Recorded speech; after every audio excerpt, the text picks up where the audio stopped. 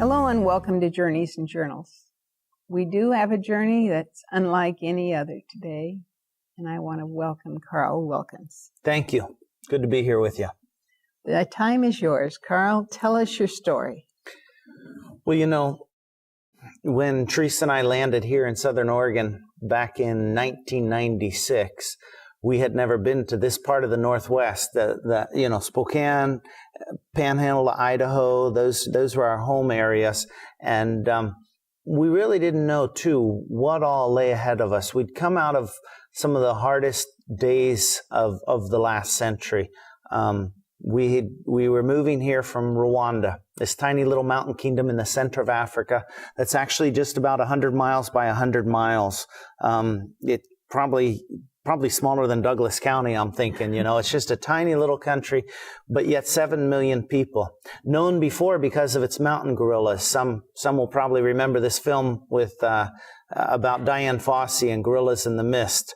That's all that Rwanda was known for before.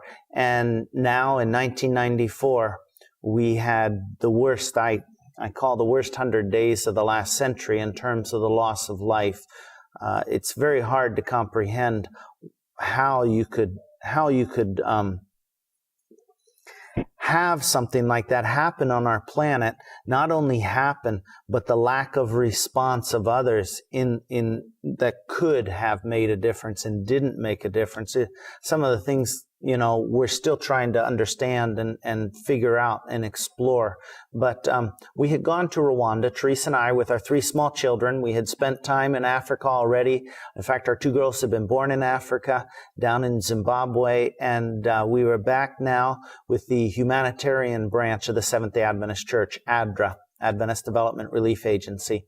And we were building schools, operating health centers. And only 6 months after arriving, war started in the country from the north.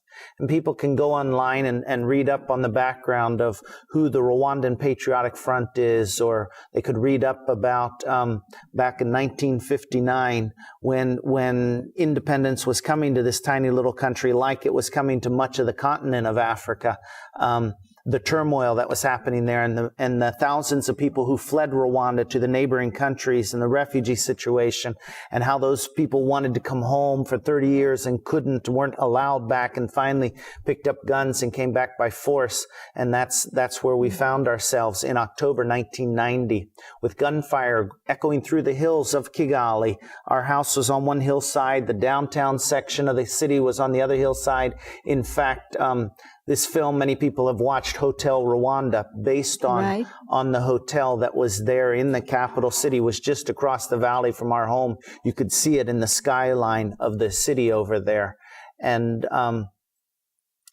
that, though, I'm a little ahead of that, this Hotel Rwanda, a little ahead of the story, but for 3 years then we had this war in the country with the Rwandan Patriotic Front, not taking the country, but bringing the country eventually, the leaders and the president, to the bargaining table, the negotiating table, trying to negotiate a settlement with a new government that would represent all the different parties in Rwanda. But tragically, there was a small group of people who said, we will never share power. And it was a small group of people. I think it's important for people to understand that the Rwanda Genocide wasn't a spontaneous event, was not something that came from years of one group of people couldn't stand the other group of people, and finally it exploded in a genocide. Not at all. It was very much planned. Genocide, Holocaust, these things aren't spontaneous. They don't just happen. I mean, you know, riots can seem more spontaneous and happen, but something as in depth and as horrific, right down to small children, a whole family, a whole segment of the population needs to be exterminated. That is not, a spontaneous thing. This is something that is planned, carefully planned, calculated by people who are educated, people with university degrees, with laptop computers, with satellite dishes in their backyard. And this small group of people in Rwanda said, we will never share power. To share power is worse than defeat. And as they saw their president leading in these negotiations, I don't know if they viewed him as a sellout or what, But this small group started to put in place plans, started having these clandestine meetings and planning what's the solution here in Rwanda. And they believed the solution was to take out the smaller tribe in the country. And anybody who was sympathetic, it's another thing that's often missed in the story of the Rwanda Genocide, is that it wasn't just Tutsis who were being killed, the minority tribe. It was also anybody who was sympathetic. Thousands of Hutus lost their lives in these 100 days. And I don't just say the word thousands lightly because thousands isn't, I mean, that's something we can't just say lightly. Thousands. How can we even say 5 people or 10 people? How can we understand thousands?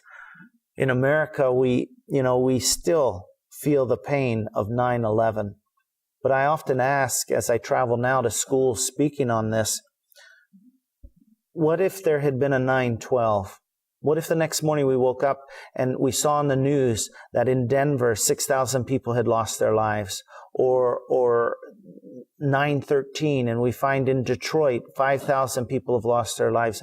9/14, we find in LA, 8,000 people. And 9/15, and this can almost start to get tedious to you if you're counting up to 100. But in Rwanda, this is what happened if you try to even just do the math, with more than 800,000 people losing their lives over 100 days. And so this small group who was planning, the only way they saw to stay in power, started training young militiamen, young men in Rwanda.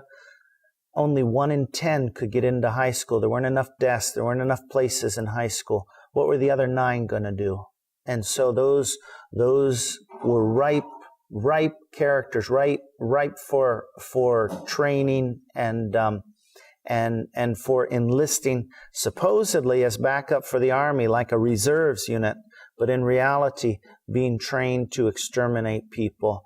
And so we'll bring it fast forward to April 6, 1994, our home in Kigali, comfortable home with electricity and most of the time and running water and things like that, situated among other homes in a neighborhood. Is just several miles. When you look on Google Earth, you can actually zoom down to Kigali and the international airport, and you go like 1, 2, 3 runway lengths away, a few miles away, is our home. We actually at 8 o'clock that night heard the explosion at the airport as the president's plane was coming in for a landing. The new government was not being installed as had been planned in December, January, February. It was dragging on and not happening. And he had flown to Tanzania to help get the different parties together, make this thing happen, because tension was building. We heard about truckloads of machetes and weapons being brought into the city. You could sense, in fact, some days there would be riots in the city and everybody would have to stay home. And so we could feel this tension mounting.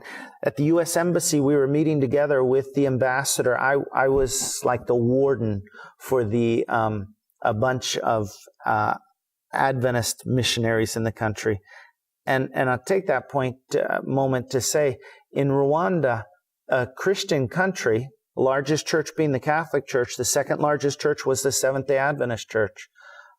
300,000 members, which is astounding when you think about how many were there. And so there were quite a few Adventist missionaries as well, along with Baptist and Pentecostal and Presbyterian and other missionaries who were there in the country. But we would meet together with the ambassador, I think every other week, for assessment, situation reports, and then evacuation plans. So I remember sending a fax back to our church headquarters in probably March, saying it's like we're sitting on a keg of dynamite here. This thing has not blown. We hope it will not blow. But if it does, if you all of a sudden you wake up one morning and the news is broadcasting fighting in Rwanda, know that we have evacuation plans in place. And but of course, it hit our country with a speed and a ferocity that nobody could have ever predicted. And that night, with the shooting down of the plane, the killing began. And there were lists that had been made up. There were people who were trained and prepared, and they just started. And it just started going and gathering momentum, more momentum like a tsunami out in the ocean. And eventually, it engulfed the whole country. And what that looked like in our neighborhood was the next day, Thursday, you could hear the shouting and the screaming. Often when I tell people, I'll pound on a table or something as people begin to hear just this sound of what it was like as they were bashing through doors, bashing through gates in your neighborhood, and taking the lives of people. 3 houses down, a beautiful 3-story home there. But this man, he was on the list. He had an Audi in the garage. He had a double cab pickup truck, his family. They went after them first. They went after the leadership in the country, the prime minister who was a Hutu, a lady, which is astounding. Here's a country where ladies couldn't even own land, and at that point, and here's a lady who's a prime minister. But although her ID card said Hutu, they knew she wouldn't go along with the genocide. And, genocide, Holocaust, it is always about identity and where we gather our identity from. In fact, as we were back there a few weeks ago, one young Rwandan gentleman was asking me, son of a friend of mine, he said, I understand you travel around Rwanda, America, talking about genocide. They don't have genocide in America. Why do you do that? And I said, it's all about identity. We all have this thinking that says, my world would be better without you in it. It's tragic. And no, we don't want to kill anybody or anything, but we just think we want to get them out of the way. If we can get them out of the way, we can get it done. And this kind of exclusive thinking is the kind of thinking that I think eventually, at best you might have a temporary solution, but at worst you have genocide. And so that kind of thinking is what drives me still to continue to tell the stories. What happened in our home, as Teresa and I were here in an earlier program talking about our life in Rwanda at the time with our kids. And now these bandits, we find, you call them bandits, you call them killers, you call them Interahamwe was the word they used there, these squads that work together, that kill together. They came to our gate Thursday night, unbeknownst to us. We didn't find out until Friday morning. And in fact, as I was there a couple weeks ago, I was there almost 15 years ago to the hour when these guys got there in the evening. And on the street, my neighbors came out here a few weeks ago in April. And these are the same neighbors who came out that night 15 years ago and stood up to these guys with their machetes, with their clubs, perhaps a Chinese stick grenade in their hand or something. And they said, and you'll have to see the picture. When I say neighbors, I'm not talking about some big intimidating guys or anything. I'm talking about little ladies. I'm talking about a lady who you can see in the picture. She's got a baby on her hip. Grandmas who are standing up there and saying, you can't come into this house. And as I stood there on the street with them a few weeks ago, I'm just, again, amazed. And how could you? What? You had your own family. We were foreigners in this country. And unfortunately, here in our country, foreigners are not like treasured guests. They're not like welcomed in terms of, we're so glad you're here as guests and stay for as long as you like or anything. We've got all different kinds of ideas. But in some countries, foreigners are still recognized as honored guests. And people take risk for them. And our neighbors took huge risk as they stood up there and they said, no. They said it wasn't that complicated. They said, we simply told them that your kids played with our kids. Simple little relationships, simple little stories. We'd lived there for 4 years, and those little acts of kindness, patterns of life. And our neighbors were present for us. They stood there for us, and we didn't even know until the next morning. They could have come in, robbed our house would be the small side of it, but they could have done the horrors to my wife Teresa and to Mindy and Lisa and Sean, what they were doing to other Teresas and Mindys and Lisas and Seans in the neighborhood. And so we're forever grateful for our neighbors who stood up for us and really risked their lives. So a couple days later, when the evacuation was put in place. When we're talking on our little ham radio in our house, communicating with the ambassador, I'm shamelessly eavesdropping on a conversation between the ambassador and George Moose, then Assistant Secretary of State for African Affairs. He was patched through from Nairobi, and they're talking about shutting the embassy down, shredding documents, and leaving. I was just amazed at how fast this was all happening. It was so rapid. Usually you think of, what they call non-essential staff or family members being sent home, and the ambassador and a small corps will stand by. But this time, it was just being shut up, lock, stock, and everybody was leaving. And Teresa and I went back in the bedroom. My parents were actually visiting at the time. We were in what we thought was a post-war rehab phase with ADRA, rehabilitating, reconstructing clinics that had been destroyed in the war. My dad was there to help with the financial management of that project. Mom came for the last few weeks of his visit. And as Teresa and I went back in the bedroom, talked and prayed, we both had this sense of peace and this sense of conviction that if the people of Rwanda ever needed help, now was the time. And this was not the time to be leaving. And yet, with the killing going on around, this was no place for kids either. And I've often been grateful that our kids were there because, as much as you love being with someone, Teresa gives me such incredible courage and support and things like that.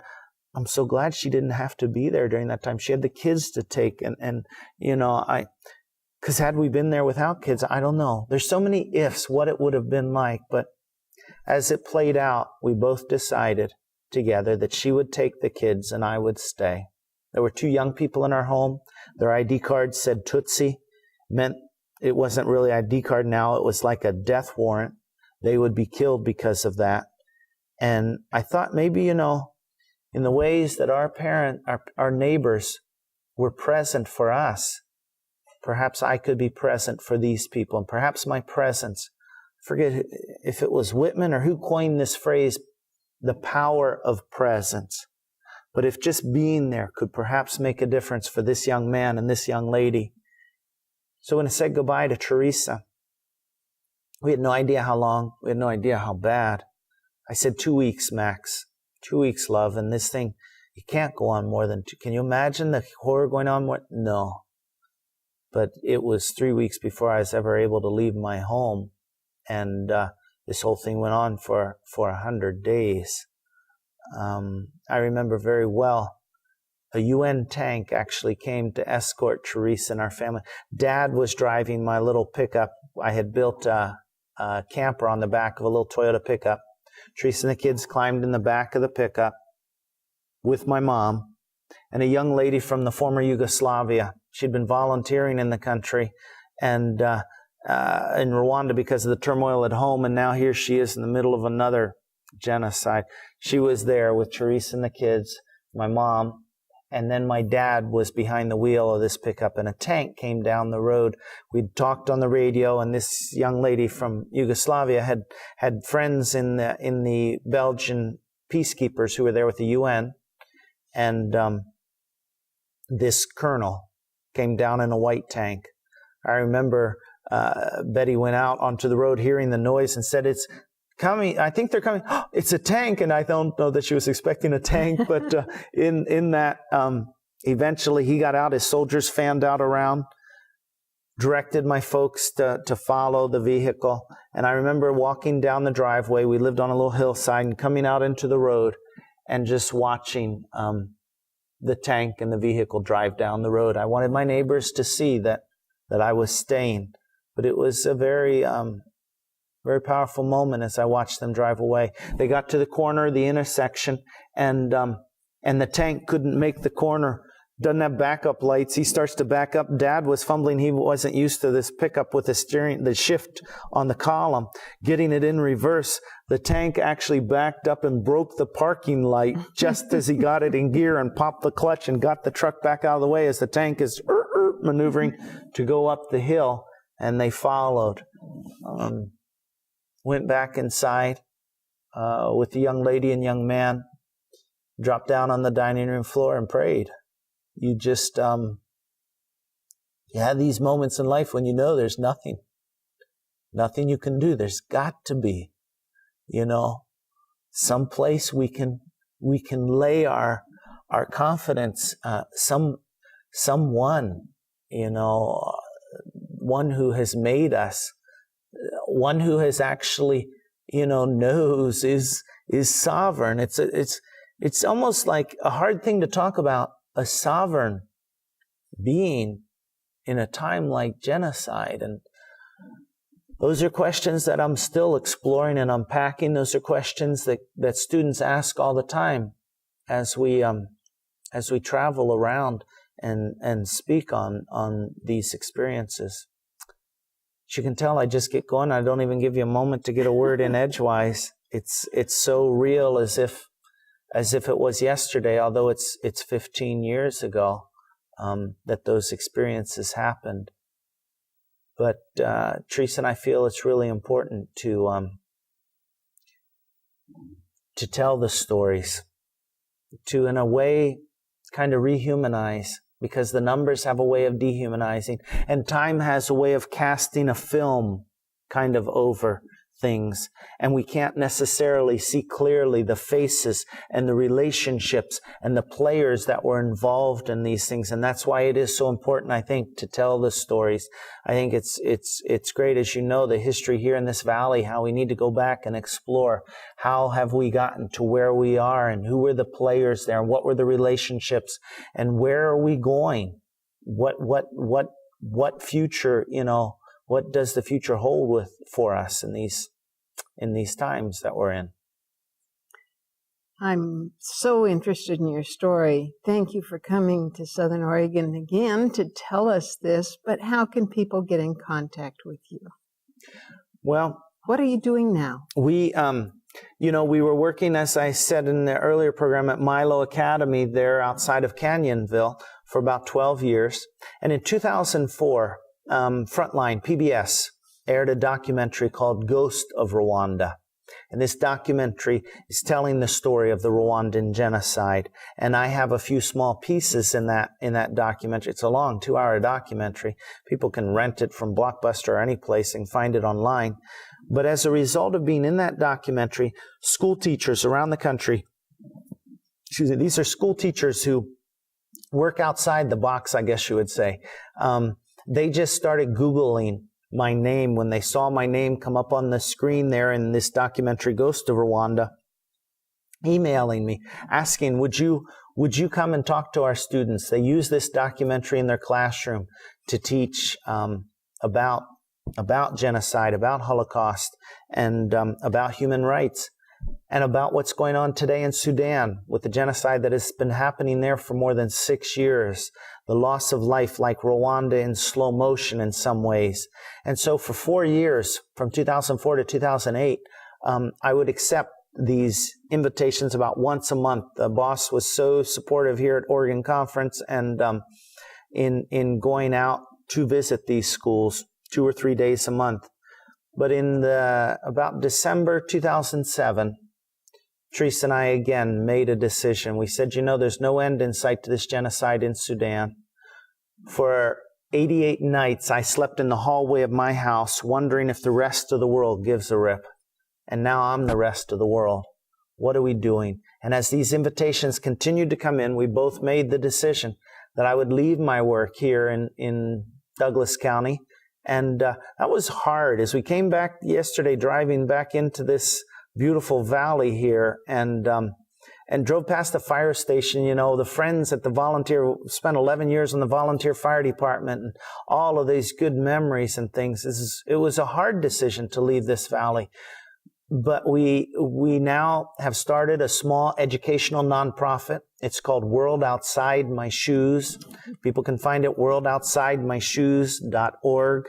And I travel now full-time to high schools and universities, and different civic organizations, different faith groups, not only speaking about what happened in Rwanda, but what we can do now to stop the genocide that's going on in Sudan, and what we can do now in this great battle, or I don't know if you want to describe it as a battle, but there's this us and them thinking that just seems to be everywhere. It's in me. It seems to be everywhere. Us and them. Who, to understand that them are us, and to intentionally combat this kind of thinking, so that we can know that that there is no joy, there is no peace, there is no fulfillment in trying to exclude. The real joy and peace comes in this welcoming of diversity and this embracing, getting out of our shoes and seeing it from another perspective, seeing what's happening in Iraq, seeing what's happening in Afghanistan, in Iran, in different places, Myanmar, around the world, from another perspective, and then picking up our phone, dialing 1-800-GENOCIDE, letting our representatives in Washington, D.C. know that we care and that we expect them to make a difference on our behalf for the people who have no voice, for the vulnerable ones who don't have the opportunity right now to let us know, what's happening. And so we find wonderful responses from students around the country in making a difference in locally and internationally. And volunteerism is so important here at Better Life Television. It's what's made the difference. And so we're reaching clear up to the Eugene area now. God's just blessed us. And I think that volunteering and serving opens up windows of opportunity we never would have imagined. And I think it opens up in Rwanda. We're seeing that in trying to do the reconciliation process, and how do you rebuild a country after a time like that? You find that volunteer opportunities are one of the ways that rebuilding and reconciliation is able to come and I hope in a further session we can talk more about what's going on in Rwanda today. Thank you so much for bringing us together. These little dolls just tell me a whole story, because at 95, our dear friend of Better Life Television is making them available. Thank you so much for being my guest. Thank you. Thanks for the opportunity. Appreciate that very much.